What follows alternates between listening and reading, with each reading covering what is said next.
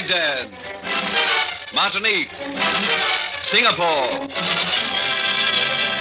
and all the places of the world where danger and intrigue walk hand in hand. There you will find Steve Mitchell on another dangerous assignment.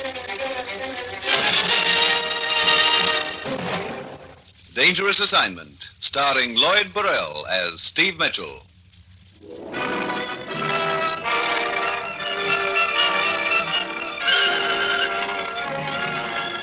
Yeah, danger is my assignment. I get sent to a lot of places I can't even pronounce. They all spell the same thing, though, trouble. But when I walk into the commissioner's office, I don't realize this assignment's going to prove that sometimes what goes up never comes down.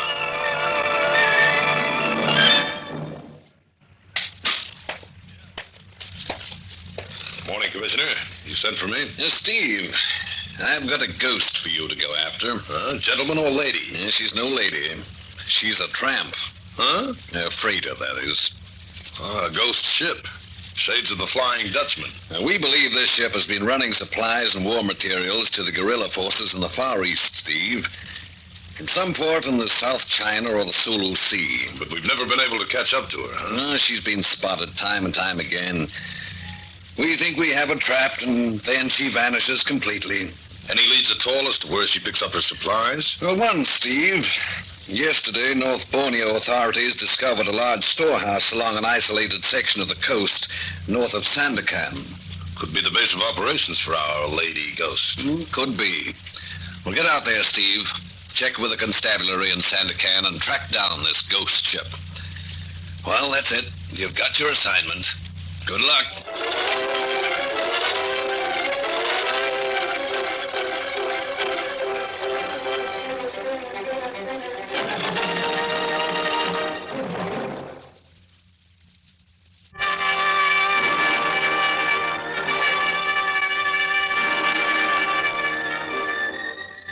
Sure, I've got my assignment. Get over to North Borneo and get on the trail of a ghost ship which has been running supplies to guerrilla forces in the Far East. It's early Tuesday evening when my plane sets down at Sandakan, capital of the British Crown Colony. A representative of the local law is there to greet me, and he starts hustling me to a waiting car. The name's Jeffries. I'd appreciate it if we made it just plain Fred. All right, just plain Fred. You can make it just plain Steve. And what's the hurry? We're expecting our ghostly friend sometime tonight. For the ship? Where, at the spot where you located the storehouse? Right. What makes you think she'll show up tonight? Patrol boat picked up a fisherman off Batu Island. His boat was shot out of the water by the ghost last night. What? 6 men aboard. Skipper was the only survivor, a man named Dubek. Patrol boat wasn't far away when it happened. Heard the explosion when the shell hit. They picked up Dubek, swept the area thoroughly. No sign of the ghost ship. Where'd you say this happened? Off Batu Island, quite a way up the coast. The ghost is probably headed this way to pick up that stuff at the storehouse, huh? It's a distinct possibility. All things considered, she'll be due at the spot in another hour or so. Here we are, Steve. After you. Thanks.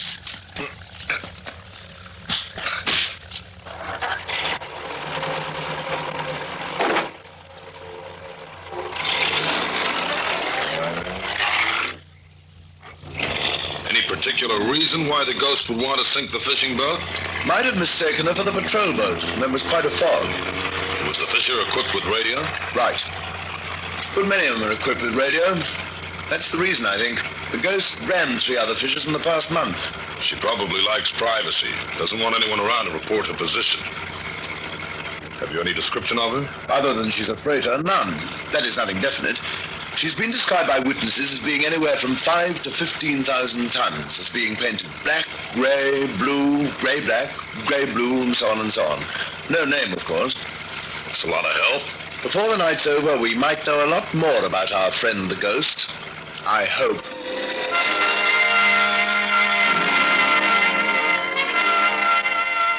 Half hour later, we pull up at a spot along the coast.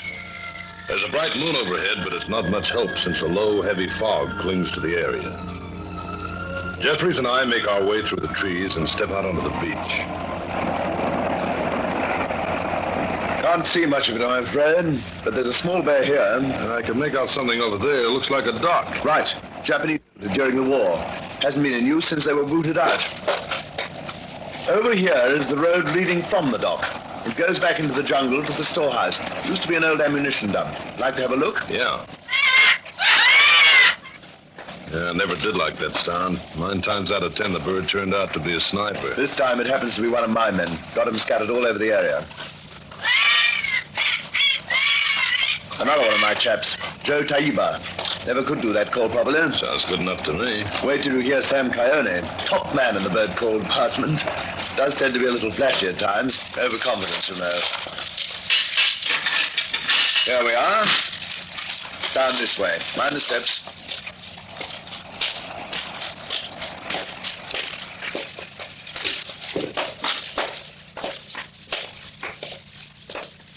I'll turn on my torch. Hey, quite a layout. All steel and concrete. Stuff's over there in the crates. Gun and ammo on this side, and over here, various kinds of machinery, auto parts, chemicals, fuels, and so on. Any idea where this stuff comes from originally? Here. Have a look at the markings on this crate. It could be Chinese. Right. Japanese. Stuff left over from the war. Stashed away on various islands in the area. Collected and brought here. Not all this stuff is Japanese. No, the rest of it comes from another source. Markings on the crates are all the same. Yeah. So I see. If you're looking for a trademark or a serial number on that stuff, don't bother. Filed off. I can see that, too. Still, there must be something. Hold on, Steve. Listen. What is it? A signal from my chaps. They've spotted something. Come on. This way, Steve. Down to the beach. Here, Sab. Here. What is it, Coyote? Over that way, Sab. That way past the dock. It was there a moment ago, Sab. A ship? The fog seemed to lift. Yes, Sab, it looked like a ship. I don't see anything now. Are you sure? Hold on, Steve. Listen. Do you hear anything? No. Just my imagination. What you saw out there, Coyote, might have been just another bank of fog moving in. In this light, your eyes are bound to play crazy tricks. Possible, Sab. Oh, well, it was just a false alarm. Had your coffee yet, Coyote? No, Sab. There's a good lad, then. 3 coffees. I'll take over here. Yes, Sab. Right away, Sab. Can't blame the chap for seeing things, staring out into that blasted fog for hours at a time. Sure. Well, might as well make ourselves comfortable, Steve. Sit down. We've got the night ahead of us.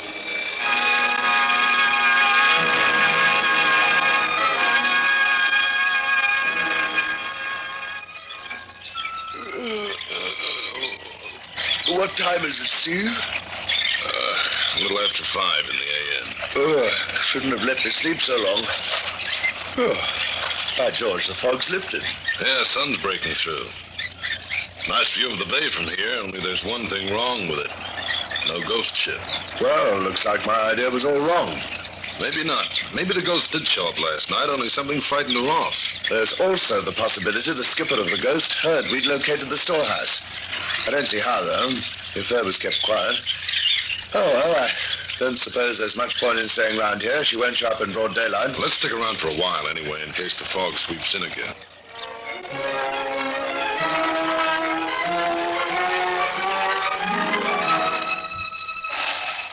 After 2 pots of coffee and a half pack of cigarettes, the sun is high overhead and the fog is completely gone. There's no sign of the ship. Just to play it safe, Jeffries leaves his men on the scene and the 2 of us head back to Sandakan. We spend the rest of the day nosing around the waterfront. We pick up a lot of talk about the ghost, nothing more. Early that evening, before heading up the coast again, we decide to stop in at the local hospital to have a chat with a fisherman who survived the shell fire from the ghost ship. The Beck's room's down this way, Steve. Doctor said he'd be... Oh, just a minute. What's the matter? Chap coming this way. I was afraid he'd be here. Leon Maras owns a fishing fleet. It was his ship the ghost got night before last. Jeffries, I have been waiting for you. I thought so. Look, I'm sorry about what happened. Of course. That's what you said the last time and the time before. And the time before that. How long can this go on, I ask you? We're doing all we can, Mr. Morris. This is Steve Mitchell, a special agent. He's joined the investigation. How do you do, Mr. Mitchell? Perhaps we can get to the bottom of this soon, before I'm run out of business? So far, 4 of my ships have lost, rammed, shot out of the water by this ghost. I understand how you feel, Mr. Morris. My men have become frightened. Soon they will refuse to man my ships, and then where will I be? Have you talked with Dubeck yet? No, they would not let me in to see him. They said he was not well enough to talk. Oh, we can go in now. The doctor said it was all right. Oh, that's good. Here we are. You two go on in. I want to check with headquarters. Dubeck.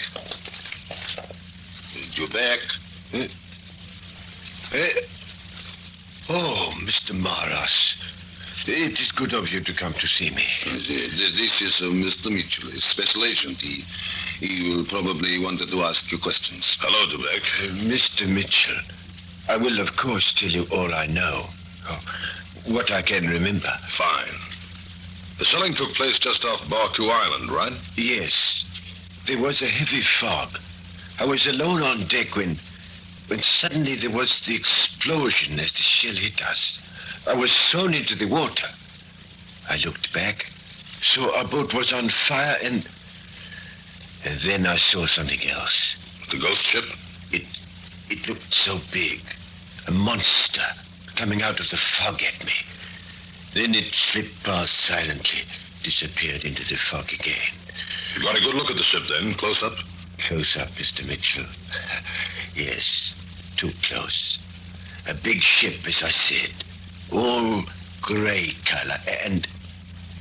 Go on, Dubeck. There was something about the ship. Something that at a single glance seemed familiar. That I had seen it somewhere before. It is hard to explain. Perhaps I will be able to remember what it was when I can think more clearly. You've had a rough time.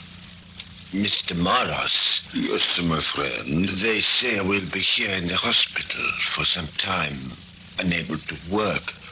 And there is my wife, Mr. Morris. Your wife, of course, Dubeck. We do not have much money. She will work. I understand. You must let me take care of it. I will take care of everything, so? Thank you. Thank you. Steve. What is it, Jeffries? Just got word from the Coast Patrol. Our ghost has tangled with another fishing boat. Don't tell me it was one of my boats again. No, this fisher belonged to the Carver Company. The ghost tried to ram her down an hour ago off the Ballaback Strait, but she missed. The fisher managed to trail her, just radioed in her position. Good. Where is the ghost? She's gone up into the Tanaya River, and there's only one way out. We've got the ghost bottled up this time, but good.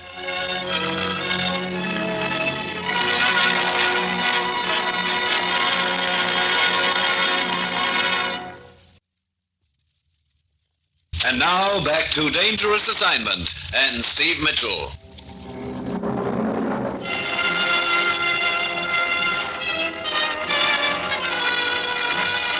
Well, at last it looks like we're getting somewhere. The report from the Carver Company fishing boat that she had just sighted the Phantom ship is our hottest lead to date. Jeffries, Morris, and I race to the waterfront and pile aboard one of several patrol boats lined up for the operation. We shove off, and an hour later, we're nearing the spot.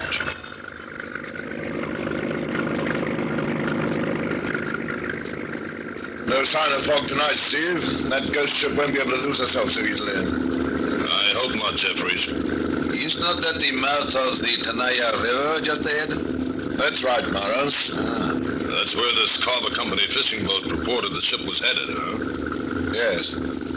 See, there's the fishing boat on our starboard over there. Oh, yeah. Yeah, blinking at us. Ship. Still up.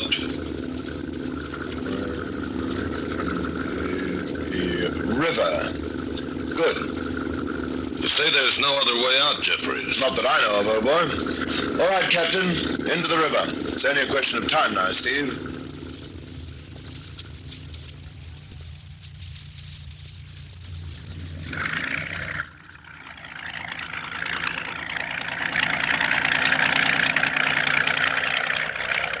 Couldn't be much farther now, Steve. Say, this river's longer than I thought. Yes. But around the next bend, it narrows suddenly. That's right, Morris. That's the farthest a big ship could get. Well, in that case, she's got to be right around the bend. Our gun crews are ready for her. I approach this moment with great pleasure. Blow my fishing boats out of the water, will she? Now she will get a taste of it herself. Wonder why she headed up this river. Possibly a hidden supply dump around here. It could be. She wouldn't have done it if she'd known that fishing boat was tailing her. Steady now. We're rounding the bend. Steady. Now, searchlights on. That's it. Sweep them back and forth.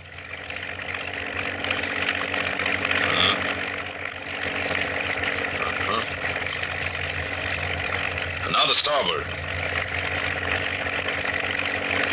Hey! Steve, it's impossible.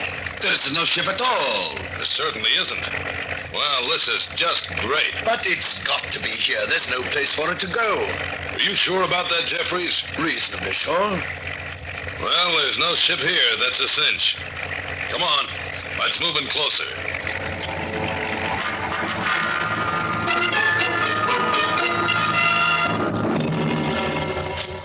We search along both banks of the river, but can't find any concealed channels. Finally, we head back to the mouth of the river. The other patrol boats have been covering the coast on each side, but can report nothing. So, back to Sandakan we steam.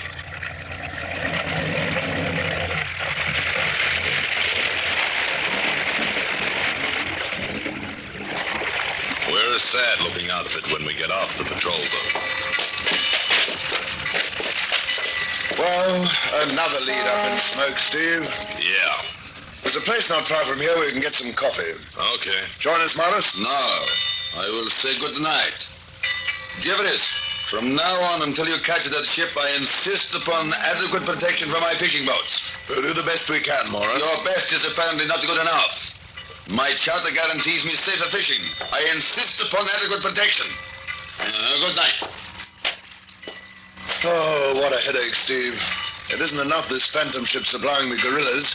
They also have to put our fishing fleets out of existence. Well, they probably reckon that's one sure way of staying on the loose if they blow every boat out of the water that spots them. Quite. Well, what now, Steve? I wonder how Dubek's doing. The survivor from the sunken fishing boat? When we were there earlier, he told us there was something familiar about the Phantom. Something he might be able to put his finger on when he got some of his strength back. That's right. Come on, let's drop in on him.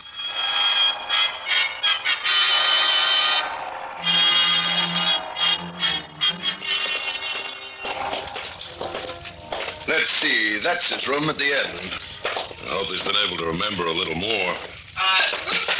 Steve, Into the next room. Locked. Now get back.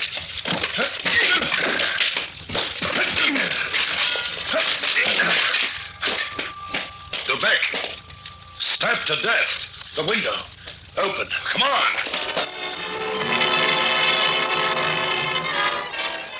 We dive out the window and cover the hospital grounds, but there's no sign of the killer.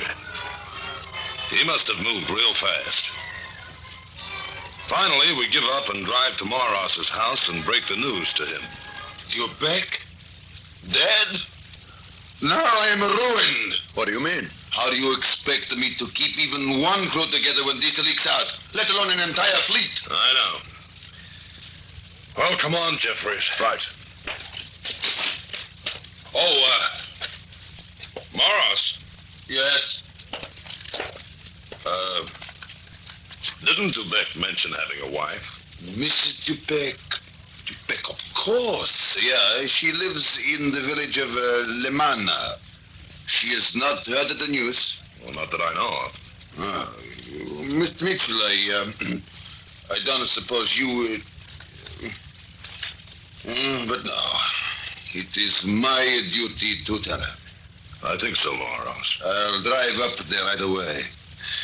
Why didn't I stay in the Mediterranean? I had it so nice there. See you later.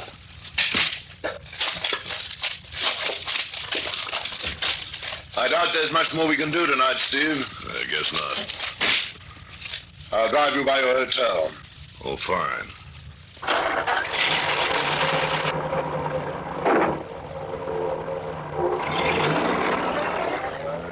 You seem preoccupied. Just thinking about something Morros said. Oh? About being put out of business by all this. What about it? Maybe that's the point. I don't follow you. The Phantom ship steams up a river. There's only one way out. But we search the river. No Phantom ship. So? So there's one possibility we haven't examined yet. Namely, maybe the ship never steamed up that river. But the fishing boat reporter... Exactly. That fishing boat is owned by the Carver Company. You think they deliberately sent in a false report? It could be. Maybe they wanted to draw us away from that storehouse we were watching up the coast so they could get a load of supplies from there. The Carver Company. Look, there are two fishing fleets. Moros's and the Carver Company. Uh-huh. Moros has lost about 4 boats. How many has the Carver Company lost? Why, none that I know of. Matter of fact, I think they've acquired 2 additional ones recently. I see. Steve, you may have hit it right on the head. If the Carver Company is behind this business, they could be trying to kill 2 birds with one stone. Sure. Smuggle contraband to the guerrillas and put a rival fishing company, Moros's outfit, out of business. They have any freighters? I don't know. But I'm certain Morris could tell us. Let's go back and ask him.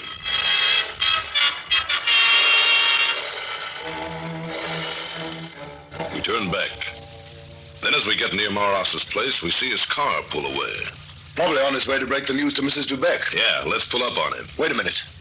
He's not taking the road to the village where she lives. Huh? Well, in that case, maybe we better just tag along real quiet-like and see which road he is taking. Right. We douse the lights and follow Moros's car. An hour later, he turns off the main road and heads toward the coast. He parks and takes off into the jungle on foot. We tail him. Pretty soon we spot what looks like a deserted ammunition dump. It's almost grown over with vines. Moros disappears inside and we ease up to it. There's a light inside. Yeah. We can see through this crack in the wall. Kerosene lantern. Brother, pretty close to that ammunition. A radio operator and Moros. Send out a message to the boats. Tell them to be here before dawn. We can radio the patrol boats from the car and have them here in time to run out the whole fleet. Come on. You're not leaving. What? Guard. Keep your hands inside. Inside. Move. Well, Mitchell. Oh, Jeffries. Hello, Moros. Your stooge here invited us in with his gun. So you're the big boy behind all this. Pretty neat. There is no Phantom ship. There never was. You made up the whole deal to cover the fact you've been using your fishing boats to run the supplies to the guerrillas. That's right, Mitchell. The one thing I don't get, why'd you sink your own boats? I had the first one scuttled because a patrol boat came close and, I was afraid the cargo would be discovered. 2 others weren't sunk at all. I just repainted them and put them with my other company.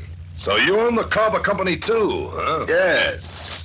And the boat Dubeck was on. I planted the time bomb because he wanted the more money. He tried to blackmail me at the hospital. So you closed his mouth with a knife. Well, I guess that's all the answer. Stay away from the knife, kerosene. He's a bad top. Fire! Fire the ammunition! I'm getting out of here! Take the radio man, Jeffries. I've got more off. Right! Get back, Mitchell! Get back! Jeffries, come on. Let's drag them out before the whole joint goes up in smoke. Flames! Enormous to the ammo!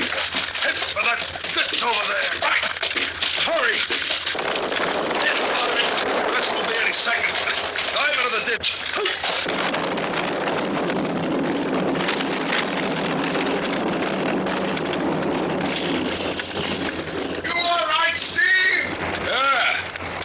second and we wouldn't have been. Moros is coming out of it. Yeah. Well, You missed the show, Moros. the storehouse. Yeah. Looks like you just went out of business. With a bang.